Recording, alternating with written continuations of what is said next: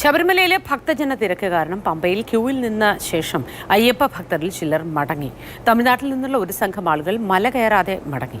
പന്തളത്ത് വലിയ കോയിക്കൽ ക്ഷേത്രത്തിൽ ദർശനം നടത്തിയ ശേഷമാണ് ഇവർ നാട്ടിലേക്ക് മടങ്ങിയത്. CK അഭിലാൽ ചേർന്ന വിവരങ്ങളുമായി. അഭിലാൽ, വലിയ ആഗ്രഹത്തോടെ മല ചവിട്ടി എത്തിയതായിരിക്കണം.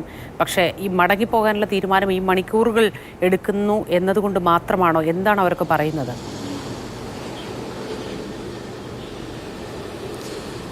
തമിഴ്നാട്ടിൽ നിന്നെത്തിയ ഒരു സംഘത്തിന്റെ പ്രതികരണമാണ് നമുക്ക് ലഭ്യമായിട്ടുള്ളത്. അവർ കഴിഞ്ഞ രാത്രി എത്തുകയാണ് ഉണ്ടായത്.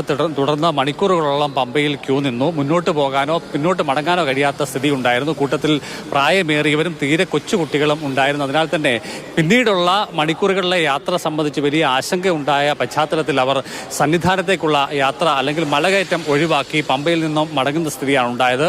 പകരം അവർ പന്തളം വലിയ കോയിക്കൽ ക്ഷേത്രത്തിലെത്തി ദർശനം നടത്തുകയും തിരുവാഭരണം ദർശിച്ച് നാട്ടിലേക്ക് മടങ്ങുകയുമാണ് ഉണ്ടായിട്ടുള്ളത്. സമാന രീതിയിൽ പല കോണുകളിൽ നിന്നും ആളുകൾ മല കയറാതെ മടങ്ങുന്നു എന്നതിൻ്റെ സൂചനകൾ ലഭ്യമാകുന്നുണ്ട്. എന്തായാലും ഇക്കുറി തീർത്ഥാടനത്തിൻ്റെ ആരംഭ ദിശയിൽ തന്നെ വലിയ തോതിലുള്ള ഭക്തരുടെ സാന്നിധ്യം ശബരിമല പമ്പ മേഖലകളിൽ ഉണ്ടായിട്ടുണ്ട്.